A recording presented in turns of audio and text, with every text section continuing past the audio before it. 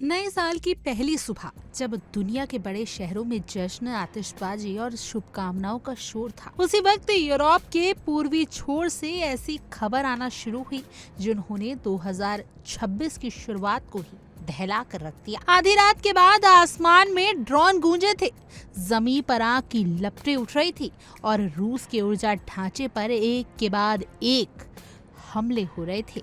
Ukraine की सेना ने दावा किया कि 31 दिसंबर की रात किए गए इन हमलों में रूस की तेल आपूर्ति, सैन्य लॉजिस्टिकल्स और हथियार भंडारण को सीधा निशाना बनाया गया। यानी रूस की उस कमजोर नस पर वार जो उसकी अर्थव्यवस्था और युद्ध मशीनरी दोनों की ताकत देती है। यूक्रेनी सशस्त्र बलों के जनरल स्टाफ के मुताबिक नए साल से ठीक पहले शुरू हुए ड्रोन हमलों में रूस के कई अहम तेल और सैन्य ठिकानों को गंभीर नुकसान पहुंचाया गया। यूक्रेन का कहना है कि ये कोई प्रतीकात्मक हमला नहीं था, बल्कि एक सोची समझी रणनीति के तहत रूस के ऊर्जा ढांचे को कमजोर करने की साजिश थी। इन हमलों का मकसद साफ बताया जा रहा था, रूसी सेना के लिए ईंधन की सप्लाई को बाधित करना और युद्ध की आर्थिक लागत को बढ़ाना। इसी रणनीति के तहत रूस के दक्षिणी हिस्से में स्थित कई अहम रिफाइनरियों और टर्मिनलों को निशाना बनाया गया। क्रास्नोडार क्षेत्र में स्थित इल्स्की ऑयल रिफाइनरी पर हुआ हमला इन घटनाओं का सबसे बड़ा प्रतीक बनकर सामने आया। यूक्रेन के ड्रोन हमले के बाद रिफाइनरी में भीषण आग लग गई। रात के अंधेरे में आग की ऊंची ऊंची लपटें और काले धुएं के विशाल गुब्बारे दूर दूर तक दिखाई दिए। स्थानीय प्रशासन और आपातकालीन सेवाओं को तुरंत राहत और बचाव कार्य में लगाया गया।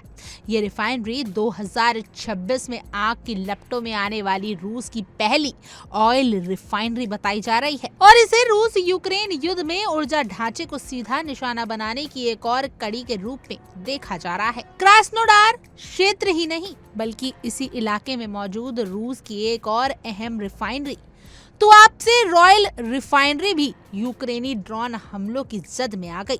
यूक्रेन का दावा है कि इस हमले में रिफाइनरी की मुख्य प्रोसेसिंग यूनिट को नुकसान पहुंचा है। तो आपसे रिफाइनरी यूरोप की 10 सबसे बड़ी रिफाइनरियों में गिनी जाती हैं और रूस सेना के लिए ईंधन आपूर्ति में इसकी भूमिका बेहद अहम मानी जाती है। खास बात यह है कि ये रिफाइनरी पहले भी यूक्रेनी हमलों का निशाना बन चुकी है, जिससे साफ होता है कि यूक्रेन बार बार उन्हीं ठिकानों को निशाना बना रहा है जो रूस की सैन्य ताकत को सीधा ईंधन मुहैया कराता है। इसी हमलावर सिलसिले में तमन प्रायद्वीप में स्थित तमन नेफ्तेगाज ऑयल टर्मिनल भी निशाना बनाए जाने का दावा किया गया। ये टर्मिनल कच्चे तेल और पेट्रोलियम उत्पादों के भंडारण और निर्यात के लिए रूस का एक और महत्वपूर्ण केंद्र है। यूक्रेन की स्पेशल ऑपरेशंस फोर्सेस के मुताबिक कई ड्रोन के जरिए इस टर्मिनल पर हमला किया गया, जिसमें टर्मिनल के 2 बर्थ और पोर्ट इंफ्रास्ट्रक्चर को भी नुकसान पहुंचा।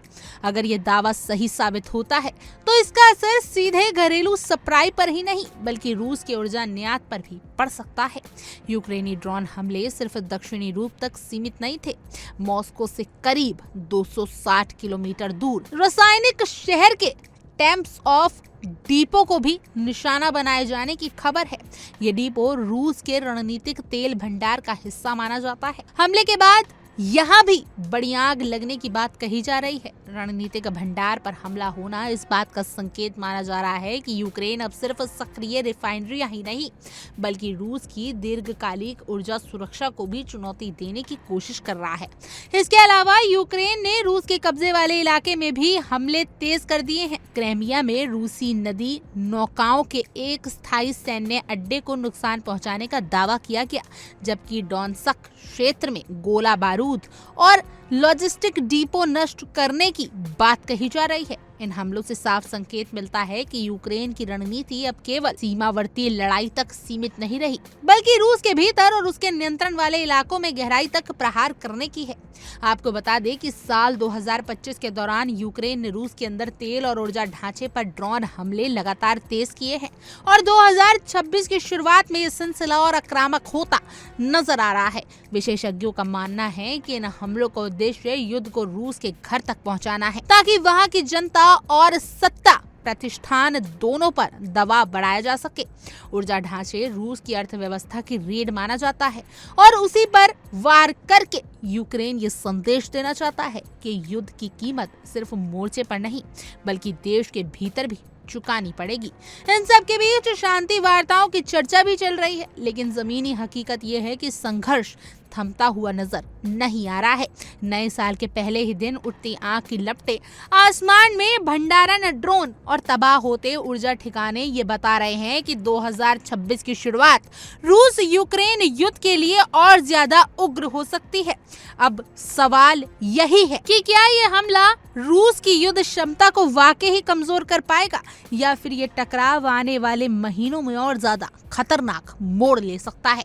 बहरहाल आपकी इस खबर पर क्या कुछ राय है हमें कमेंट करें और जरूर बताएं और तमाम देश और दुनिया की खबरों के लिए आप इंडिया डेली को सब्सक्राइब कर लीजिए।